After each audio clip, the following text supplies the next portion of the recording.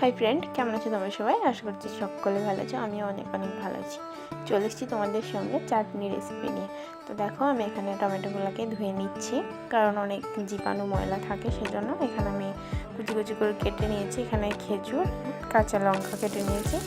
খোলাতে তেল দিয়ে 5 ফোড়ন শুকনো লঙ্কা দিয়ে ভেজে নিয়েছি। তারপরে টমেটোগুলো দিয়ে দিচ্ছি।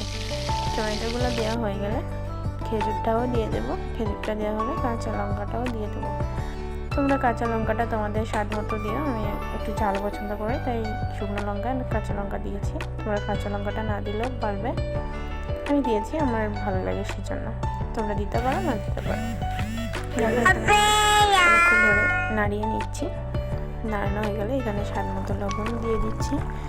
লবণ দেওয়া হয়ে গেলে আমি এখানে স্বাদ মতো চিনি দিচ্ছি। তোমাদের যেরকম মিষ্টি খেতে তোমরা পছন্দ করো সেরকম দেবে। আমার যেরকম পছন্দ আমিও সেরকম দিয়েছি। এখানে বেশি মিষ্টি না দেওয়াই ভালো, বেশি মিষ্টি ভালো খেতে ভালো লাগে না, অনেকজনের ভালোও লাগে। এখানে এটা ঝাল ঝাল হয়েছিল, আমি যেহেতু 2 রকম লঙ্কা দিয়েছি তাই।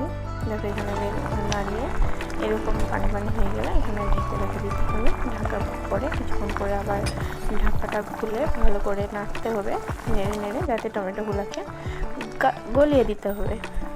না গলালে এটা গোটা গোটা হয়ে থাকবে, ঠিক ভালো লাগবে না। এখানে টিপে টিপে নাড়ছি যাতে টমেটোগুলো গলে চাটনির মতো হয়ে যায়। সেটা অনেকক্ষণ ধরে নাড়ছি। এখানে বন্ধুরা, আপনারা কেউ পানি পাইল করবেন না, কারণ এটা এমনিতেই চিনি দিলে এরকম জল ঝোল ঝোল হয়ে যায়, সেজন্য পানি দেওয়ার কোনো দরকার নেই। দেখো কত সুন্দর হয়েছে। দেখো, আমার চাটনি রেডি হয়ে গেছে। আমার চাটনি হয়ে গেছে। ভালো লাগলে লাইক, কমেন্ট, শেয়ার।